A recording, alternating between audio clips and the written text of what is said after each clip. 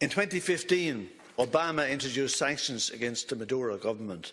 The sanctions were designed to make the people suffer by depriving them of food and medicine and depriving the government of money to run the country. That's what they were designed for, and that's been ongoing since. And if Venezuela is in a difficult place today, they can thank US sanctions for doing so. Yeah, what do we want? Are we against everything? No, we're not. We're actually in favour of democracy, and we think that people of Venezuela should decide their destiny, decide their future, and they should pick their president, and they shouldn't have them picked by the Americans. So I wonder if someone from we'll say Macron, supposing he had a row with Trump and he decides to nominate Saunders for President of America and then looks for backing and say, oh, we'll recognise him now. Until it's a fresh, we want elections straight away, we'd like him very quickly now in a couple of months. I mean, the notion that the Americans would actually pull a fella over the hat and say, here's the new president of America, of Venezuela, and the notion that Fianna Fáil would actually go along with him is unbelievable.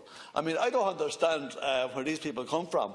Are they living under a rock? Like, I mean, did they learn anything from supporting the intervention in Libya? Did they learn anything from the regime change effort in Syria? Did they learn anything from the demolition that they supported in Afghanistan by allowing Shannon to be used to destroy hundreds of thousands of lives in Afghanistan? Are Fianna Fáil ever going to learn anything? Is it any wonder that Leo is not even afraid of them? Deputy Daly. Thanks, Count Corla. I think there's something incredibly hypocritical in talking about undemocratic elections coming out of the mouths of the same people who've no problem at all in having any dealings with people who don't even bother masquerading that they're going to go through an election, the likes of Bin Salman, some of the other friends that the West has no problem engaging in. So what's the criteria of democracy now, according to the Irish government? Whatever the Americans decide on a certain morning, whoever they decide to back, well, that's all right, Jack, that's good enough for us. Now, Venezuelan economy is in a very difficult place at the moment. The recent visit by the UN Special Rapporteur made the point that modern-day economic sanctions and blockades are comparable with medieval sieges of towns with the intention of forcing them to surrender. 21st sanctions, not to bring a town, this is to bring a sovereign country to its knees. And that's what this effort at sanctions is attempting, and it's the Venezuelan people who are suffering as a result. But where are they? The poorest of them are out in the streets in their millions, standing by the government, difficulties and all, and there are huge difficulties. So what's the solution and what are we for? Venezuelan society is incredibly divided. Actually, you could say the opposition have been called, not exclusively, but in the main, it is in somewhat a revolt of the rich, but not exclusively. The society is incredibly divided. So there has to be talks, there has to be negotiations, but in order to do that properly, the sanctions themselves have to be called off. They have to be allowed to develop their economy without the blackmail of that situation continuing. And I think, you know, for us to take part in the undermining of a sovereign nation is a terrible indictment for us who almost, in the same breath recognise 100 years of parliamentary democracy here in Ireland. It's absolutely shocking. Have we learned nothing? I also want to say that the CIA is trying to have a coup in Venezuela. I haven't been watching since I've been here, so they might be doing it right now, and we should all be putting our voices out to stop the U.S. from having regime change for oil in Venezuela. Venezuela has the largest oil reserves in the world. It has an abundance of other natural resources, gold, bauxite, coltan. But obviously a lot of these resources under the hands of the Maduro government are not easily accessible by US and transnational corporations. Much of the oil industry was nationalised in 1973. and it's quite obvious that this latest coup attempt, because let's remember it's not the first or the only one, the latest coup attempt has been done to get the hands on Venezuelan oil. And I have to say I felt absolutely sick listening to the points that Niall was making. It's not true to say that none of the opposition took part in the elections. Some of them did, and some of them recognised its fairness after all. But to whinge about elections not being fair and to support as an alternative somebody who assumed a position, who decided couldn't be bothered standing an election, comes along at the behest of their US puppet masters and says, do you know what, I'll be president.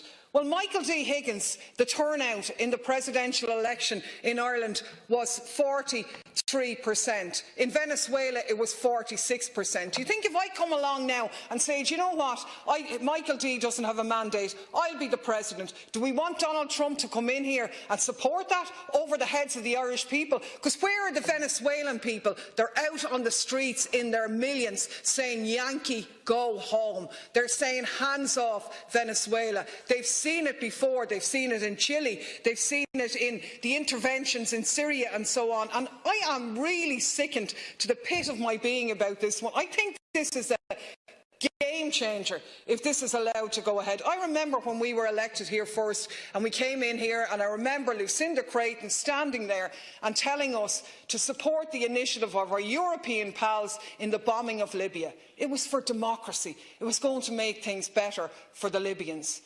Look at the state of that country now. The amount of people who have been killed. The society is a basket case. It's in absolute disarray. We've been to Iraq. We've seen the aftermath of the slaughter of the intervention in Iraq. We've been to Syria twice in the last number of years and have seen the outcome of the intervention there.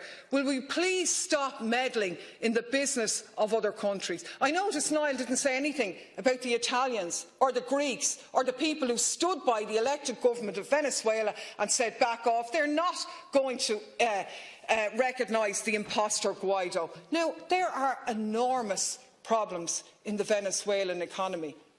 There's enormous problems in our economy, but you know what? The Venezuelans actually managed to build 2 million social houses last year, so they're doing obviously some things right. But the cause of that problem is the sanctions imposed by the West. And we have the report by the recent UN Special Rapporteur, who's the first person to be in Venezuela in 21 years undertaking such a project, and he is very, very clear about what he saw last year about the situation in Venezuela. He said the sanctions are illegal. They could amount to crimes against humanity under international law. This is the former Secretary-General of the UNHRC and an expert in international law. It's the sanctions that are killing people. It's the orchestrated sanctions that have put pressure on the economy, that have forced people to emigrate, that have caused a run on medicines and all of the economic problems that are there, as well as interference with the currency problems, orchestrated in order to weaken the leadership, an attempt that they failed to do under Chavez, now moving in under Maduro. If we were truly neutral, we'd stand in Europe and say, back off, keep out, we should take a lead from the Greeks and the Italians and not slavishly follow the rest of it. I think it's an absolute appalling situation. The fact that the United States and a number of other countries, first of all regional ones, immediately recognized the new self-proclaimed interim president only means that they have directly participated in an artificial creation of dual power in Venezuela, which is fraught with chaos and a serious destabilization of the domestic political situation. Since they cannot fake Venezuela and Maduro having weapons of mass destruction to intervene against us, they now make up lies on a daily basis and false news to justify aggression against our country. Let's not allow another war like Vietnam. In Latin America, if the government of the United States intends to intervene against us, they will have another Vietnam, worse than you can imagine. Es una guerra política del imperio estadounidense, de los intereses de la extrema derecha que hoy gobierna, del Ku Klux Klan que gobierna la Casa Blanca para apoderarse de Venezuela, y han posicionado una estrategia política, comunicacional, diplomática, guerrerista para apoderarse de Venezuela. Do you really think that Ku Klux Klan are ruling America? Pienso que el sector extremista de los supremacistas blancos del Ku Klux Klan dirigen los Estados Unidos. Creo que es una pandilla. Is President Trump a white supremacist? Lo es pública, abiertamente, y ha estimulado a las corrientes fascistas, neofascistas, neonazis dentro de Estados Unidos, dentro de Europa, en América Latina. Es un sector extremista que desprecian al mundo, nos ven como menos, porque solamente creen en sus propios intereses. I reiterate that the United States will hold Venezuelan security forces responsible for the safety of all U.S. diplomatic personnel, the National Assembly, and President Guaido.